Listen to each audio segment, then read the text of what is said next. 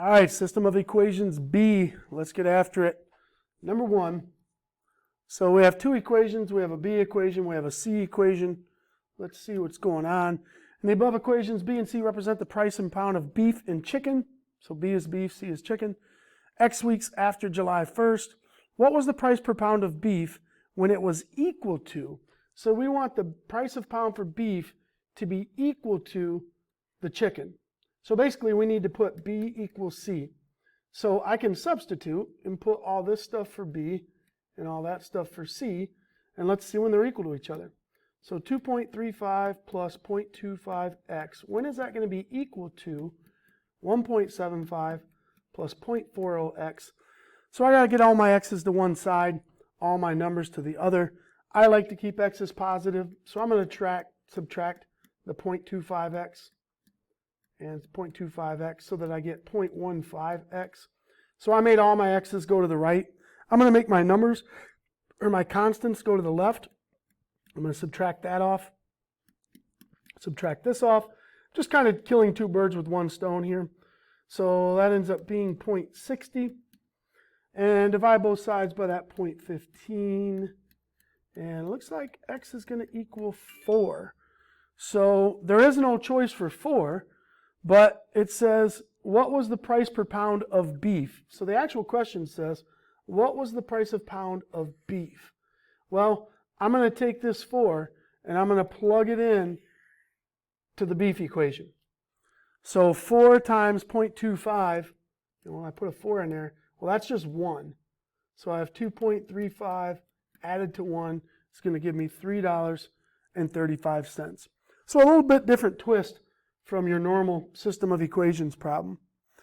Number 2, looks like we have a money problem here. Again, these can usually be set up in a system, or there's also other ways. I'm going to stick with the system route. We have salads for $6.50 each. So I'm going to let S equal salads. So I'm going to say $6.50 multiplied times every salad. And then drinks are $2 each. So plus $2 for every drink. So notice this is my money equation. So we need to end it with money. And it says the total was $836.50. So that was a good day selling food out of the food truck. And then our next part gives us a clue about the quantity. So this is the amount or the quantity. We had a total of 209 salads and drinks. So we don't know how many, but we know salads plus drinks came out to be 209. So now we have a system of equations we can solve. And we want to figure out how many salads. So since we want to know how many salads, my goal is I'm going to try to eliminate D. I'm going to eliminate the drinks. So let's see how we can do that. Let me give myself some room here. So my D's, I got a positive 2 and a 1. So why don't we multiply the bottom by a negative 2? I think life will be good. So top equation, we did not do anything to. Bottom equation, we're going to multiply everybody by negative 2. So negative 2s, negative 2d equals negative 418. Got to be kind of careful here with my subtraction. So this is 4.50s. D's eliminate. And the money here, oh, what's that going to be? 418 minus 50 cents. So 417.50. And I'm going to use a calculator for this one, just so I don't screw it up. So let's see, 417.50 divided by 4.5 equals $92.77. Well, it's not actually money, it's 92.77 salads, because S was the number of salads. So we're going to round it to 93, call it a day. All right, number 3, this one looks pretty classic. Which of the following ordered pairs? So this one, there's no cleverness. If you wanted to, you could just start plugging in X's and Y's and go for it that way. This one looks pretty easy for me to solve. Let's just make our X's match up. So I'm going to times by negative 3. So I have negative 3x, negative 3y, 0. I have 3x minus 2y equals 10. I can combine them, eliminate x. I get negative 5y is 10, so y has got to be negative 2. So that wipes out answer choice C. Well, now I got to plug it back in to figure out which one of these x's it is. So let's slap negative 2 in there. The top equation looks super easy because if I put negative 2 in, what take away 2 is 0. Well, it looks like x has to equal 2. So that forces it to be B. Moving right along. Number 4. This one looks kind of tricky. A and B are constants. The system has infinite solutions. So we know when we want infinite, we want 0 equals 0. We want all x's and y's to eliminate and our numbers on the right to eliminate. The only way to get my numbers on the right to eliminate is to multiply everybody by 5. All right, and there's a couple different ways to go on this one. So let's multiply everybody on the right by 5. So on the top equation, I'm going to get 5ax plus 5by equals 60. And on the bottom, I'm going to get 2x plus 8y equals 60. And to get infinite, we're supposed to add, and we're supposed to, and actually, I think I had to go negative 5 because I need to get a negative 60. So that'd be a negative, and this would be a negative. So now when I add them together, I'm going to get my 0 over here. But how can I get a 0 on the left? So somehow I need to get this person right here to be the opposite of him. So I need somehow those two to be opposites of each other. So it looks like an easy way to do this, I need 2 to equal 5a. So divide both sides by 5. So it looks like a is going to have to be 2/5. And then b, I somehow need to get this 5b to equal 8. So 5b, you got to equal 8. So b's got to equal 8/5. Whew, and now they want to know what is a divided by b. So what is a divided by b? So I got to do some old school fractions here. So there's a divided by b. And really remember, we don't divide fractions. We keep, change, flip. So we change to multiply, and we flip. And that's 10 over 40, which is 1/4. Or I'm sure they would accept 0.25. That's a rough one. That's a really rough equation. I wouldn't expect a lot of people to necessarily get that.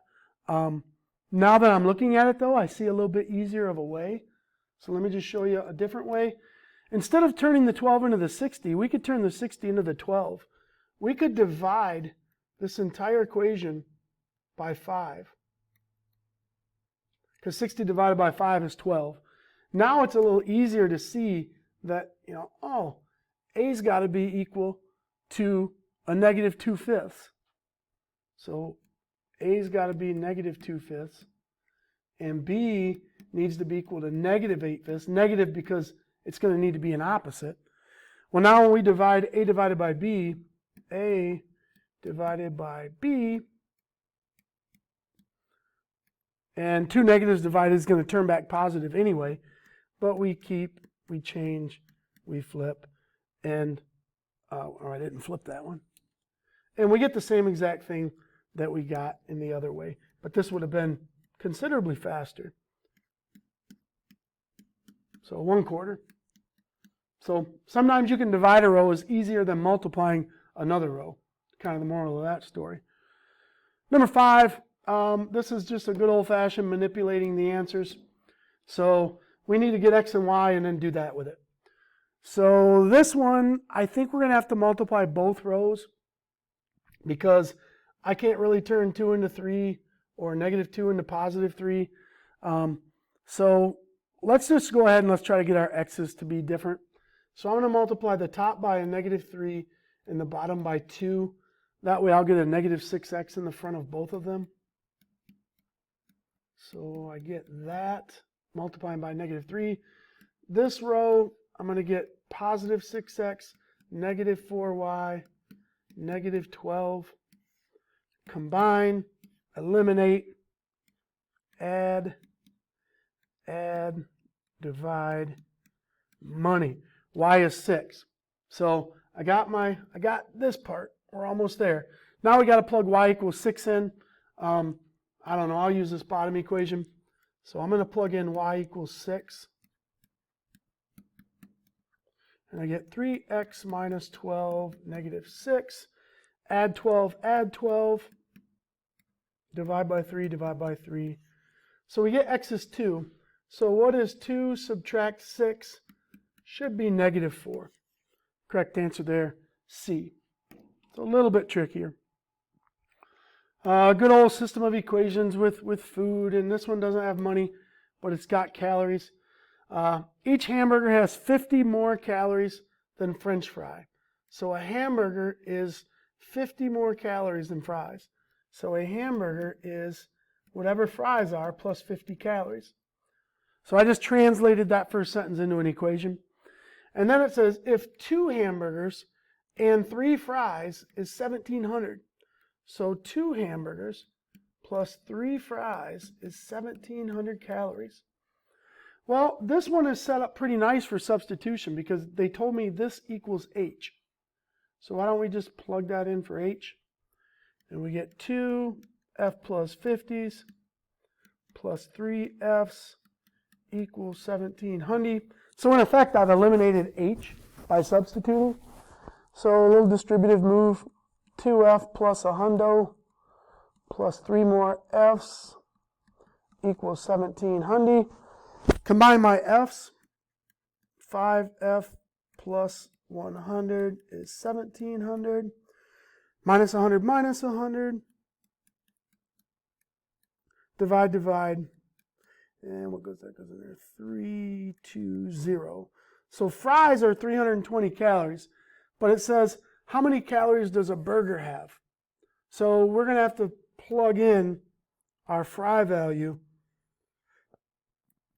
right there. So 320 plus 50 more is a burger. So it looks like 370 calories for this hamburger. Must be a pretty small hamburger. Number 7. All right, this one looks weird. It's definitely a system, but it looks weird. So xy is a solution, find the value of y. Well, on the top equation, to make it look more normal, I could multiply both sides by y to get rid of that divide by y. So I get x equals 6y. And now on the bottom, I have 4y plus 1 equals, and I could put x, but I already know what x is. So let's just drop that in place of x. So I'm going to substitute there. Now we have a really easy equation we can solve. I distribute minus the 4y from both sides. Divide by 2. Booyah. So it looked different, but it really, same principle. Solve one for a letter, substitute. Elimination didn't look like it was going to work well on that one. This one looks like just a good old classic. I love it when I just get straight up eliminations. Should be pretty easy. We're just going to multiply the top by 2 to get my x's to be opposites. So negative 6x, positive 8y, positive 40. 6x, don't touch the bottom, just copy it down. Combine, eliminate. 11y is 55. Beautiful, goes in there 5 times exactly. But be careful, because they want the value of x. I almost moved on and put the wrong answer down. So they want the value of x, so I'm going to plug it back in here. So 6x plus 3 times, we now know what y is. 6x plus 15 is 15. Subtract the 15 from both sides, you're going to get 6 times something is 0. So x must be 0. So that's the final answer to the question, 0. Almost done. Scrolling back up, number 9. Ooh, this one's got some fractions. So let's clear out the fractions, man. I don't like fractions. I'll try to get rid of them if I can. So I can multiply the top row by 2. That'll wipe out a fraction. That'll just be 2 times a half is just 1y equals 8. And let's multiply the bottom by 2. So that one is 2x minus 1y equals 4. And now it's pretty easy because we know what y equals. So let's just drop it in there. Substitute it in. Add 8 to both sides. And divide by 2. Money, and that's what they want, the value of x, 6. Kicking butt, taking names. So what's up? Software company selling new games, standard edition, collector, blah, blah, blah. All right, we just got to match things up right. So let's find some key phrases in here that we need. So the box for the standard edition is 20. All right, and looks like S is standard. So I'm going to write that over here. So the standard edition is 20, and the collector's edition is 30. So the collector's edition involves a 30. So right away, I see this has the 30 for the standard. This has the 30 for the standard. And I'm not really sure about C right now, so let's just kind of hold ourselves a little bit. Company receives an order of 75 copies of the game, and the total volume is 1870. So total copies, 75 total copies. So the standard editions plus the collector's editions came out to be 75. Now, I don't see that anywhere there, but if you notice these, so we've already eliminated this one, we've eliminated this one. This says that you subtract the 2 games, you get 75. Can't be that. Why it's this top one is they kind of screwed with you right here. If we were to subtract S from both sides, you get C equals 75 minus S, which is what they have right there. So this one they were just kind of nasty, kind of tricky on. Don't really like it, but whatever. It's their game. We just got to play it. All right, that'll do it. System of Equations B in the books. See you.